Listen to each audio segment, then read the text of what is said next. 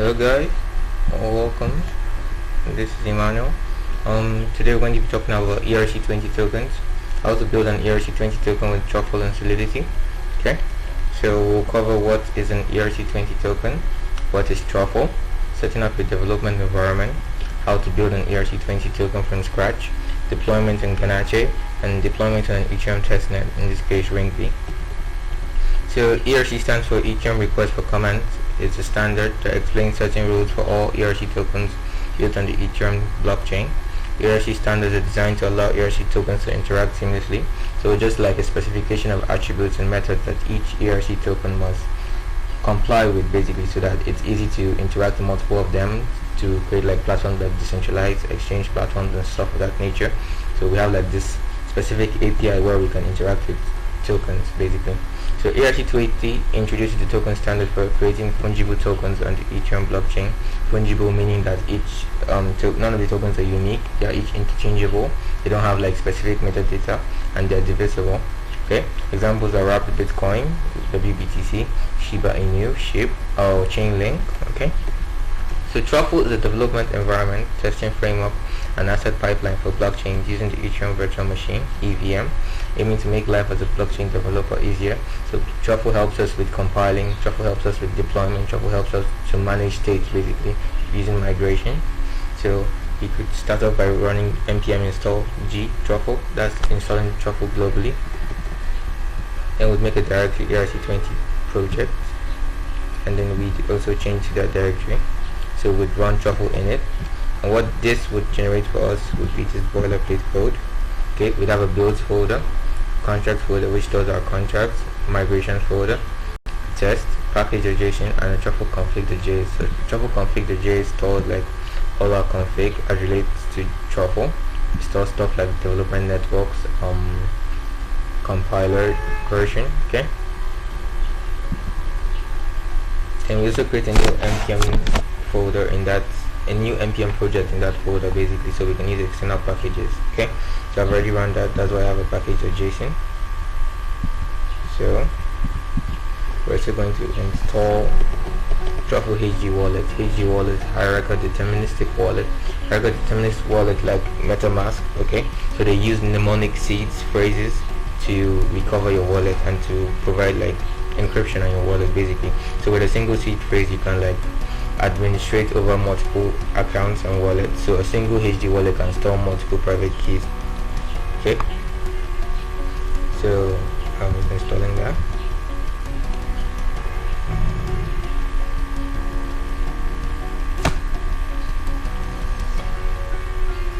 Okay, so we're also going to install .env to manage our tokens and private keys.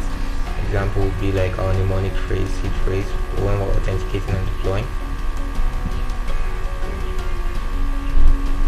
Okay, going to go over that again.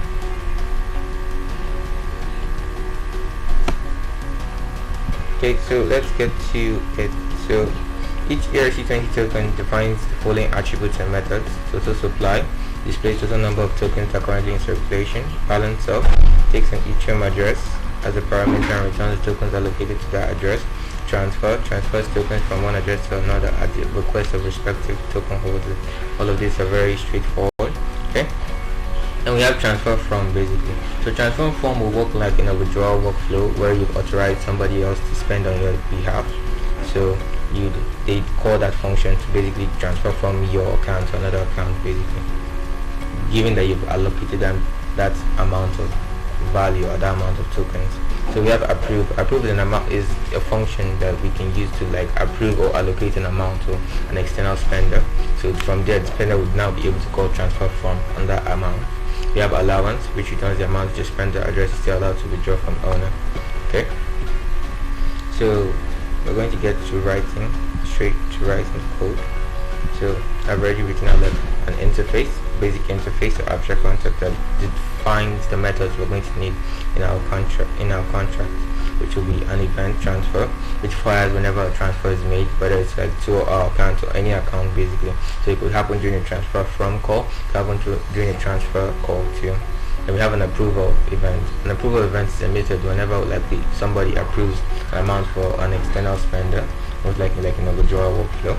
Okay. Then we have like function total supply.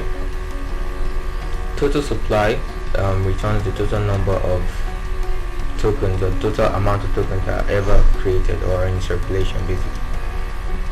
Balancer returns the balance of a holder basically. So this would be what you call to find out how many tokens you have left. So this is what MetaMask calls when you ask it to like display your wallet balance. So it calls this on each of those smart contract addresses and returns the value that it sends to you, which is an unsigned integer 256. We have transfer. Transfer is what we call to like send money or tokens from one address to another address. So approve. We talked about approve before. Approve is what we use to give an external address or another wallet the ability to spend from our balance basically. Allowance. Allowance returns the amount that we've been approved to spend by another party. Then we have transfer from, which we call to spend somebody else's tokens if we've been given approval. So okay, I'm going to create a new contract.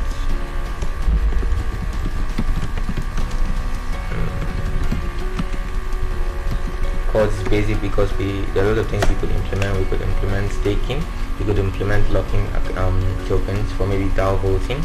Okay, so this is just a basic ERC20 token that allows us to send and transfer token balance basically, and tokens from one wallet to another. There are lots more we could do with this. So we go to basic ERC20 token, change the version, and it's 1.8.0. Okay, I'm going to move this modifier because every constructor is public by default. So I want to copy this interface basically because we're going to be implementing every single of these functions to meet the token standards. Okay.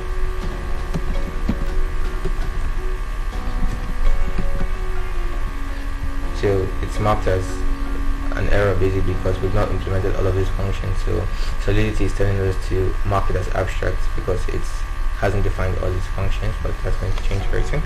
So we have to create a system or a way of storing each user's balance basically. So something like a database or a dictionary that stores, like, takes a key of a user's address and like returns its balance. So we use a mapping for that. We have an address. We have a U integer, one amount basically, balances, and we have another mapping for allowances. Okay, so an address would be able to give another address an amount. So what we have going on here would be, for example, user would be able to give user 2 an amount, user 3 a different amount,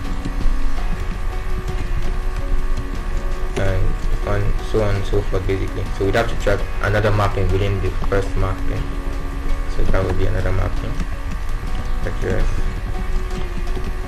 a nested mapping, dictionary, hash table, whichever you prefer.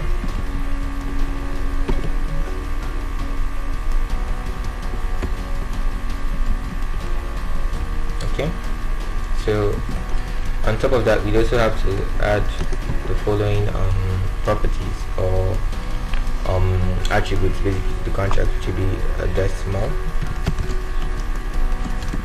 as number of decimal places that the contract supports. By default, Solidity does not support floating points, a floating point data type, so we'd have to track this all decimal places by ourselves. So basically what we do is like we create this larger number basically that has the decimal places baked into it. So when we want to work with maybe the front end or checking verification, basically we divide it by the number of decimal places we've had, so we can remove it and basically convert it to a floating point on the front end. Public total supply. Okay, so this defines the total supply of all the tokens. So this is the value, the number that stores that, which is what gets returned by the function total supply. Then we have something else, it's called name. So each token has a name. So for example, this would be wrapped Bitcoin, and then this would be symbol, in this case WBTC. Okay, so we can now go ahead to start implementing our functions. So our constructor is going to take as a parameter total supply. We'll pass that when we're defining the construct, when we're deploying it further. We also have another parameter, decimal. We also have a string memory name and a string memory symbol. Okay. Underscores for coding practice, basically to differentiate between function parameters and like state variables. Okay, so basically here we're going to assign total supply equal to or pass in total supply. We're also going to assign decimals equal to our passing decimals, name equal to name, symbol equal to symbol. And then a very important part is we're going to have to give the creator of this account, the person that deployed it, all the tokens initially. If not, it would be basically lost because you never assigned them to anybody. So basically message or sender gives us the attribute of the current caller, so we can use that to assign the deployer all the tokens initially. So we got total supply. Okay, so that's our constructor. We're done with that. Next is to find our total supply function, which basically just returns total supply. So balance of is going to go to balances and get message. Rather, we're going to have an address who. So balances go to and get whose balance, basically to return balance of who. Okay. So we've come to the part where we now talk about transactions. Okay, so when we want to transfer, we have to make sure that the user has sufficient balance to transfer, and we want to approve, we have to make sure like you have sufficient balance to approve the amount for somebody else to spend. When it comes to allowance, same thing, we have to confirm all these things. And when it comes to transfer from, we have to make sure that you've been given such an amount to spend. Okay.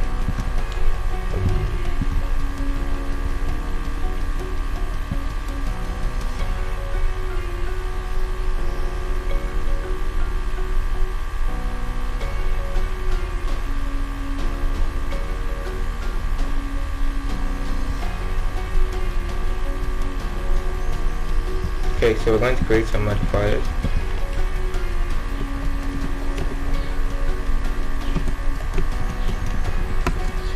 Modifier sufficient balance, which would basically check that an address spender has a sufficient balance. So require balances. Okay, and we also have reference it with a value. So value. So confirm that spender balances of a spender is less than or equal to its value. Okay. If not, we raise an error and we tell them insufficient balance for the user. So we require basically revert the transaction if a condition is not met. Then we can now pass control back to the initial function. Same thing, so modifier valid address basically. So we want to make sure that users cannot burn tokens by sending them to the zero address basically. We're going to have another modifier which is valid address.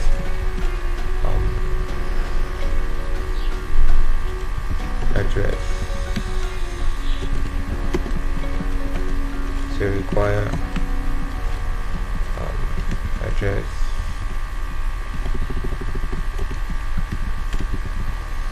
is not equal to address 0 basically.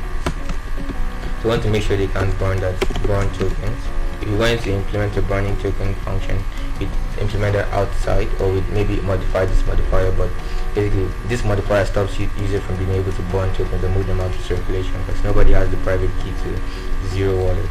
Okay, so we say invalid address.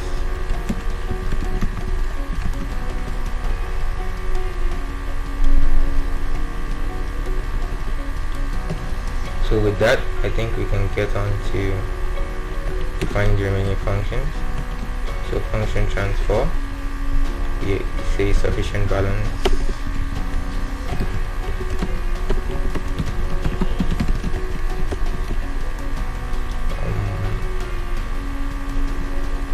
message sender rather, and we say value.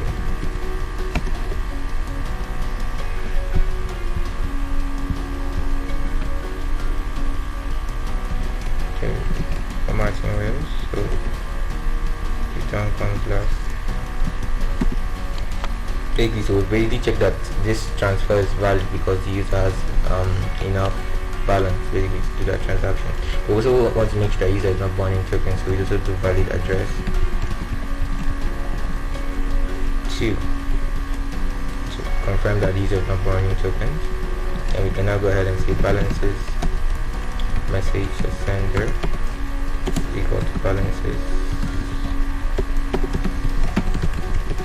minus value. Okay.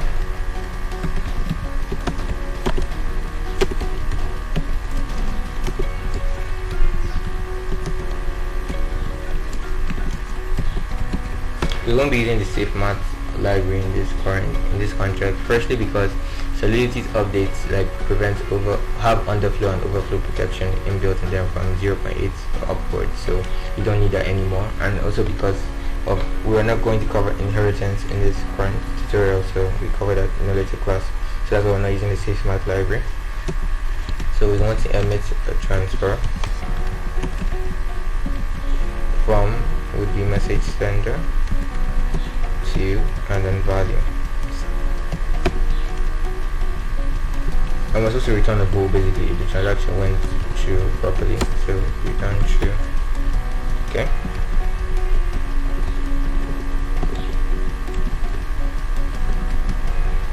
Approve, basically we'd have to make sure that these are sufficient balance to approve the amount to somebody.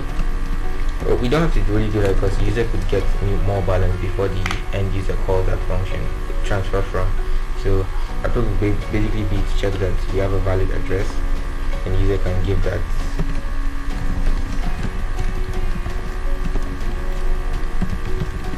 Give them any value, so we update allowances. Message sender spender equal to value. So if you notice, we're not adding to it, we're overwriting it completely. That way user can like modify his value without having to think about like, okay, how much do I have left, and we don't have to define a new value of maybe unapproved, okay, to remove value from somebody. Okay, we emit an approval event.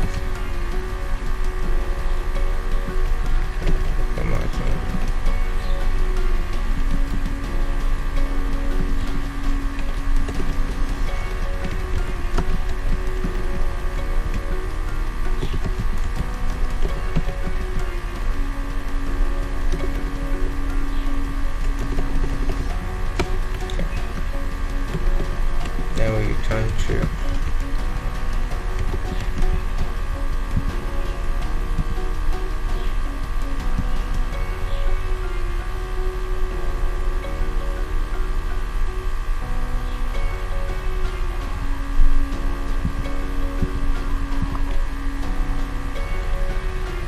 Okay, so allowance is basically like balance of helps you to check for somebody else basically. So you'll be checking the amount you've been allocated by a user. So we put allowed, we check the owner first, then we check how much the owner allocated to us. So this is what we're returning. Integer 256 unsigned integer. Okay. Last function defining would be transfer from.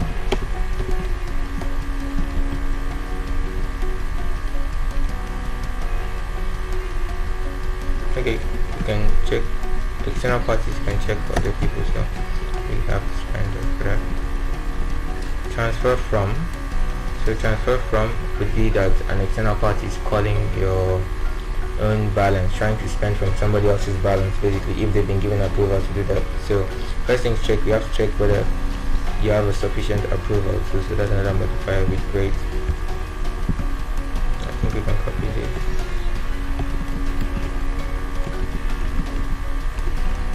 So you have to have another address, which will be owner.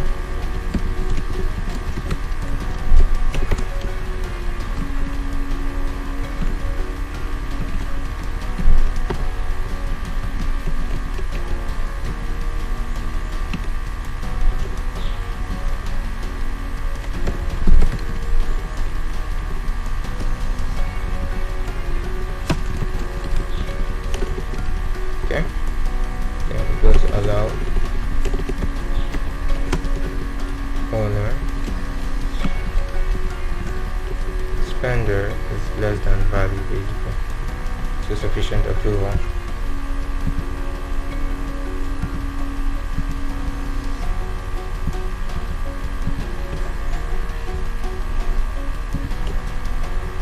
So what we have would be sufficient balance.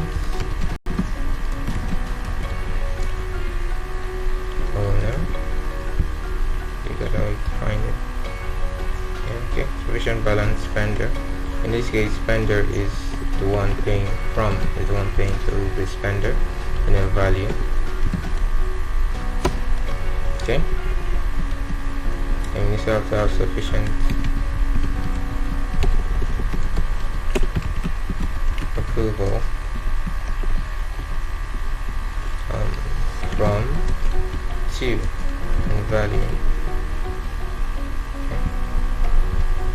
So we have the owner, we have checked the owner as giving the spender adequate allowance to make a withdrawal of this amount, basically.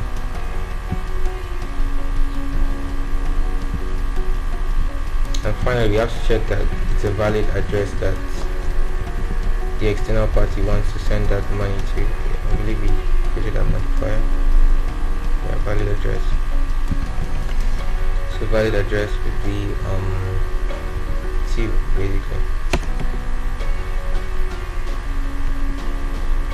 Okay, so sufficient approval will be calling message as sender, rather, because it's the smart contract or the external party that's going to be calling this function. So it will be a message as sender, and then the final destination that they want to send the amount to would be to, which will be, or we'll be checking whether it's a valid address.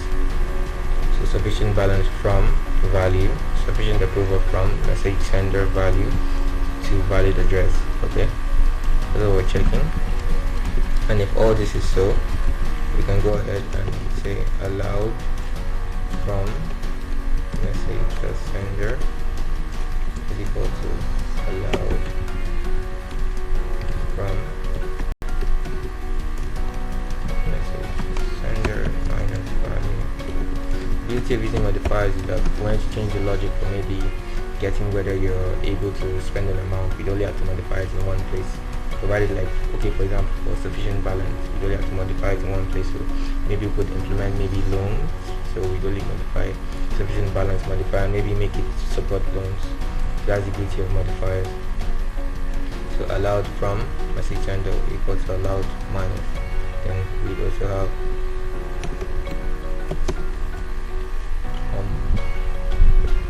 balances, basically.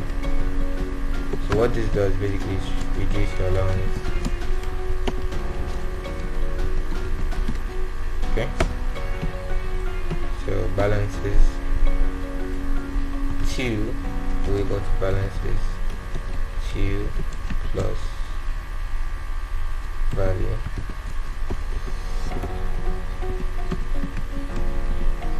We also have to reduce balances of the initial hold and initially, so balances from equal to balances from minus value.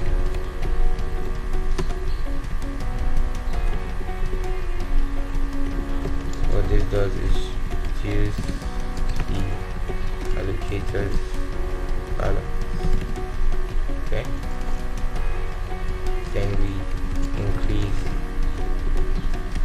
the end user or end addresses balance.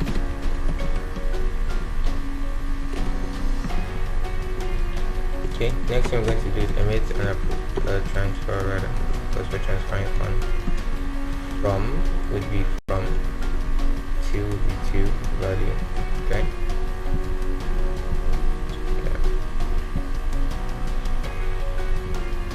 And then we're going to return true if that was successful. And so just like that, we've defined all the functions for a basic ERC20 token. So this token is spendable, can be sent to other people, can't be burnt because we prevented that. Okay. So next step would be to deploy it on Ganache for testing purposes. Ganache being a development blockchain you can run on your system. Okay. Okay. So I just noticed we have an error here. We want to make sure that the value is less than balances to spend and not the other way around. So we're going to change this.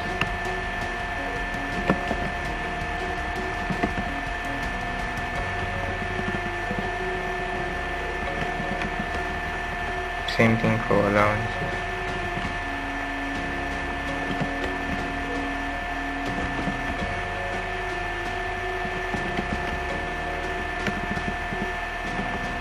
And then we also want to make sure the address is not equal to, okay, so that was a typo.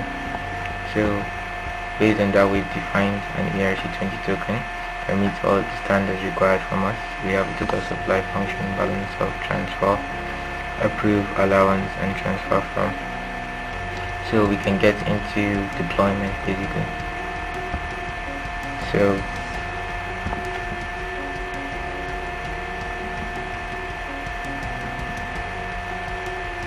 first thing we're going to do is we're going to need a mnemonic, okay, to unlock a HD wallet basically. So that's like a secret seed phrase. So you can go to this website and you can generate a mnemonic, okay. So you just like enter the number of seed phrases you'd like on the network, Ethereum, basically, and you can generate a seed phrase.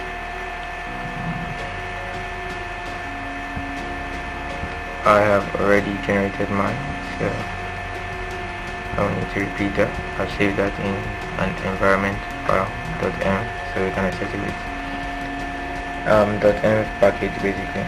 So I also have that installed. Let me confirm that.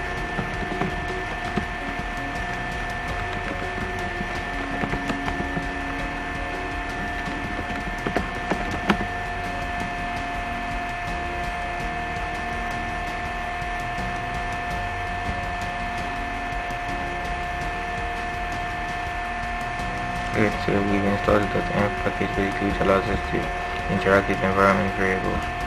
So we're going to go into Truffle config. We're going to set up our deployment framework basically. So this is the default way of like reading your mnemonic basically, by reading like a secret file and then like parsing it and stripping it of new line characters. But what I prefer to do is to use environment variables basically. Okay, so mnemonic process.m mnemonic and inferior project URL.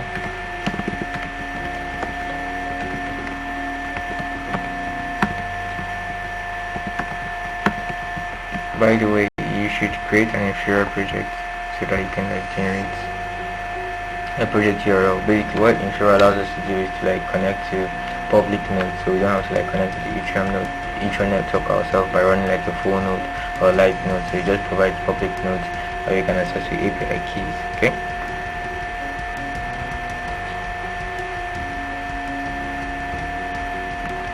Okay. So remove all the boilerplate code.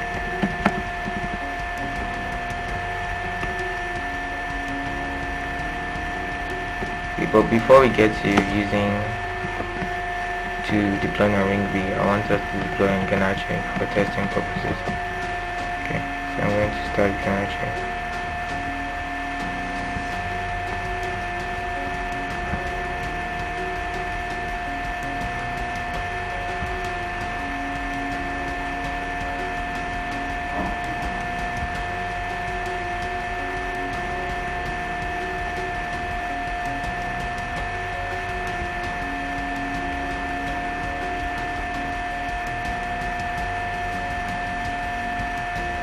We don't need this.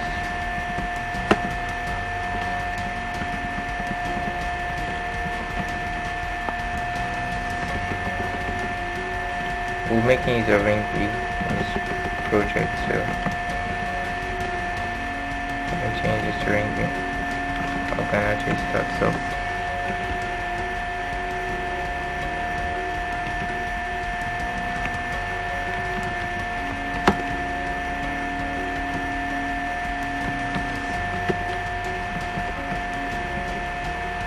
Ring B's network ID is 4. Okay.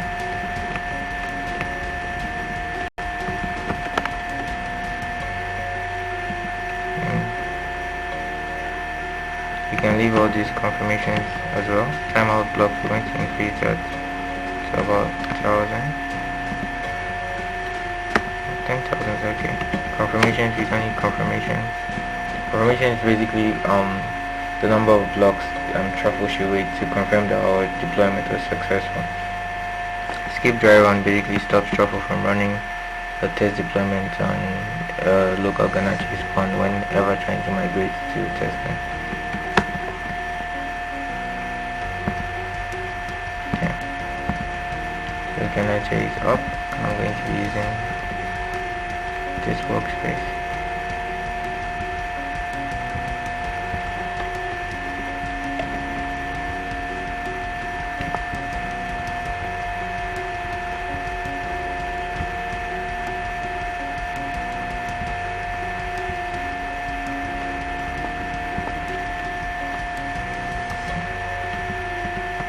Then another thing we're going to add in case of slowness of connection would be network check timeout rather.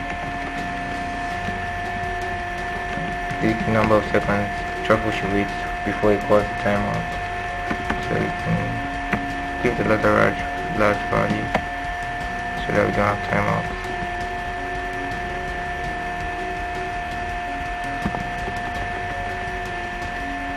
Okay. So things can actually still starting up.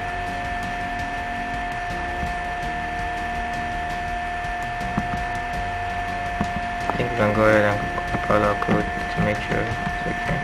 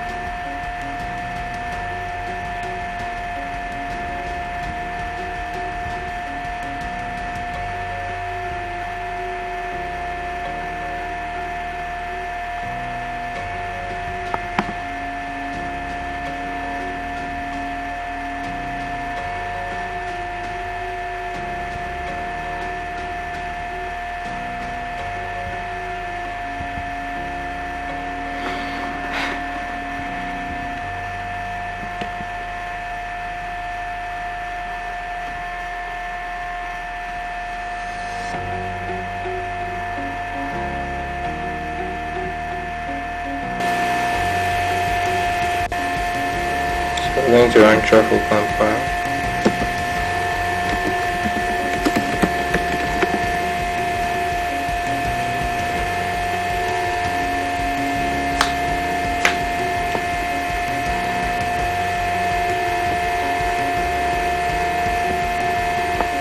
It's going to go through each of the contracts basically and compile them, create like a combined JSON file that has both the API and the bytecode. So if we go to folder. You can see a new folder was created, contracts, and then we can see for each contract that we defined there was a new JSON file. So this JSON file stores the RB and the byte code. Those are important parts basically. So we can actually up and running, so we can just run this.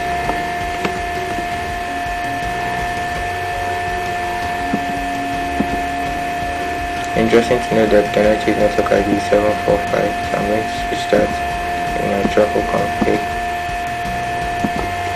Okay.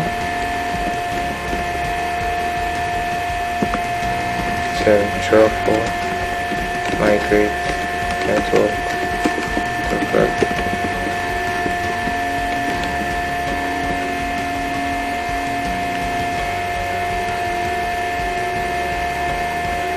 So this is going to deploy our contract on our local blockchain instance, which is Ganache.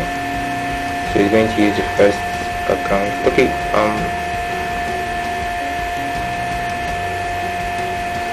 interesting to note, this is going to really deploy the migrations file because we have not written any other migration.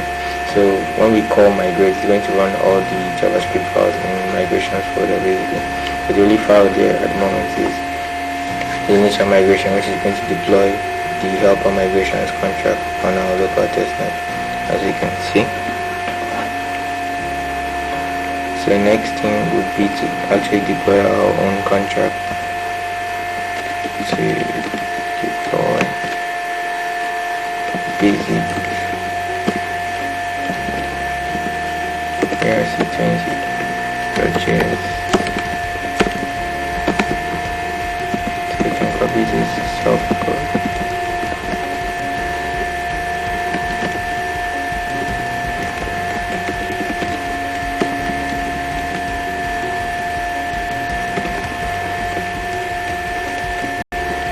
So we're going to look for a similar file with this name in our contracts, build the contract, so the file name should match exactly.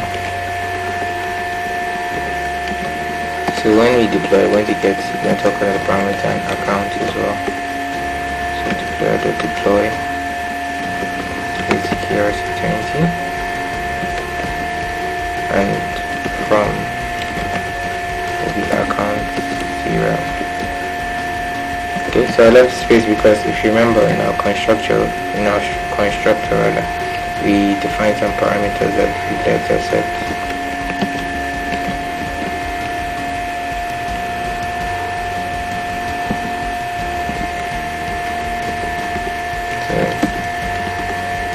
Define them,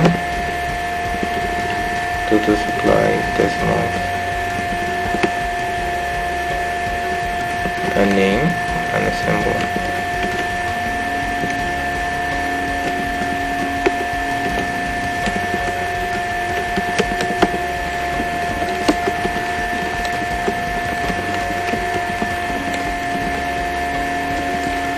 Total supply is going to be the number of every single token in circulation, all tokens that have been created basically, and we're also going to have it to support like decimal places basically. So we're going to add an extra space for decimal places. So if we want like maybe a million tokens in total existing, that would be 10 raised to the power 6. Okay. Then we also want to have support for decimal places. Say we want to have 5 decimal places, so it will be like total amount, actual amount, whole number amount times number of decimal places, and our number of decimal will be 5. Name could be block games, new, and our icon. Okay.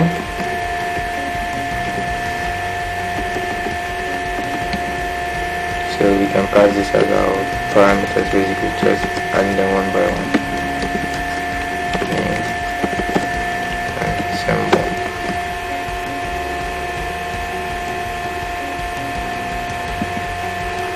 So migrations contract has already been put on Ganache. It's time for us to put our ERC20 contract. So let's run migrate again.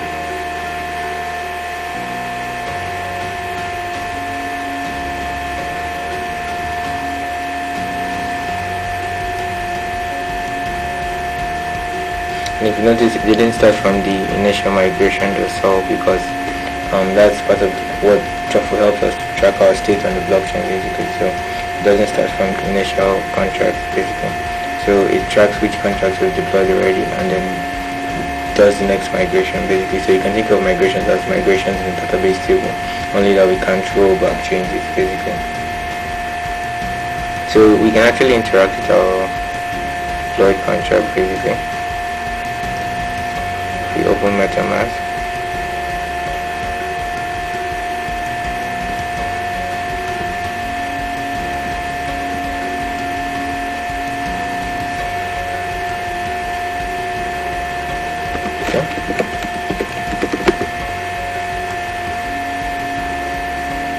Important to note is that the account we deployed with was from Ganachi, which is the first account here, which is 2C2D, as you can see from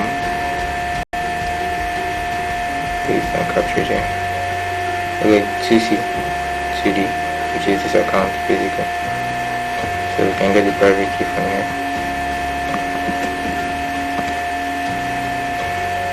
And import that account.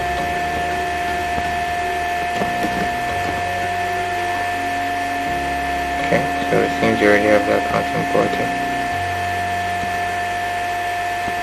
To see. Okay, this is ring B test network. So we're going to switch to Ganache. And you can see our total balance, which is 1E. So this is the token I deployed earlier. I'm going to remove that.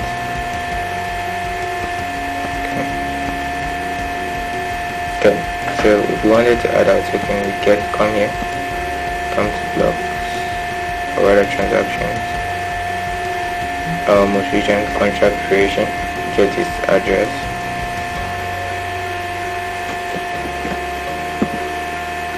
Then we could import that basically. So it autofills our values because one's right and so. Okay, so because this was the account that deployed the token, we have total balance which is 1 million. Okay, that's what we defined. We don't have any decimal places, so this is minus decimal places. If we had like a smaller floating amount of tokens, basically we'd see a decimal point, but MetaMask is smart enough to round it up. So we don't see that decimal place with this 1 million tokens or tokens in circulation. So MetaMask actually called the balance of function of our contract to get our balance. Okay. So I think next thing would be to deploy to ring V. So in case of a slow connection, you're in a Linux environment, I would advise you increase the number of networking pools basically. We're going to deploy to ring. If you remember, we've already defined our network parameters. So for already added my mnemonic, infer project 0. Okay, added a large checkout network timeout so that we can, in case of like network failures, basically. And I added a large amount of timeout blocks, which is the number of blocks that Infura will check, and if we've exceeded that amount, it will automatically time out the transaction. So this is deploying at the moment. This is deploying to ring V. I already have some test ether in this account. So if you don't have, you have to get from a faucet.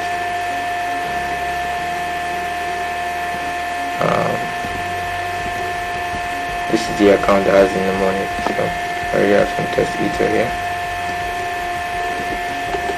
This is a token I deployed earlier.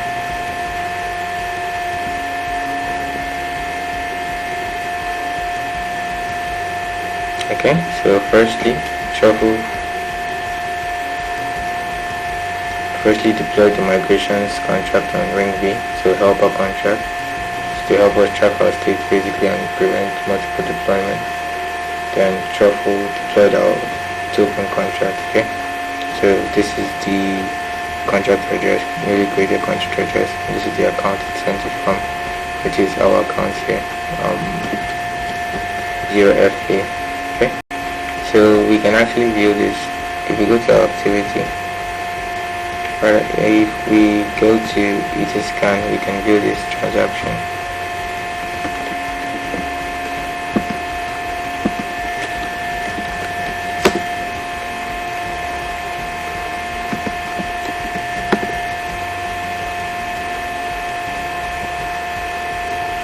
Okay, so the contract has been created.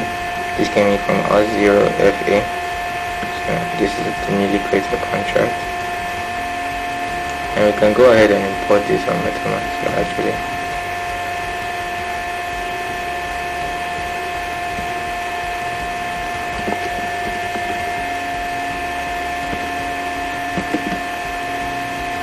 And you have to fill again cost 100 network. So this is our balance. Same thing from Ghana Trade, same thing on Ringpay. Okay. So we can actually go ahead to verify our contracts. So just click on verify, select compiler type, so it's a single file. I am using 8.11 and I think this is an MIC license. Yes.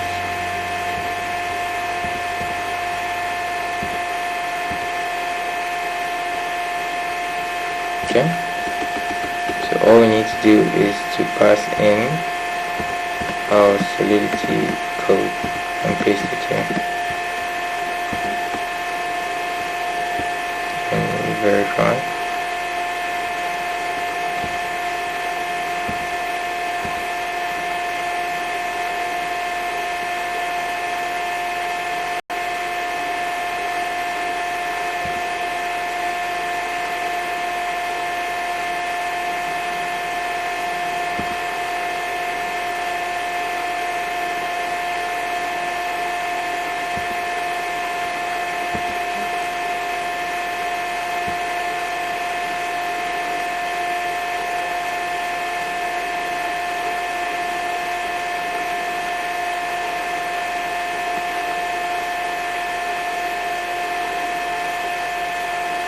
And perfectly verified our contract.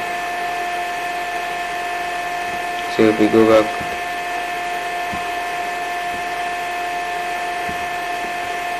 to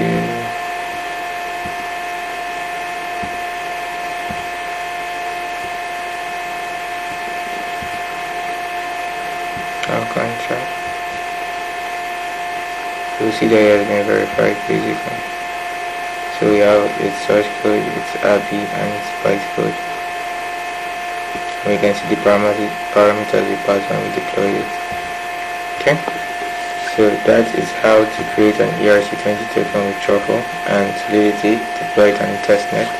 And basically we could go from here to create it on the mainnet actually.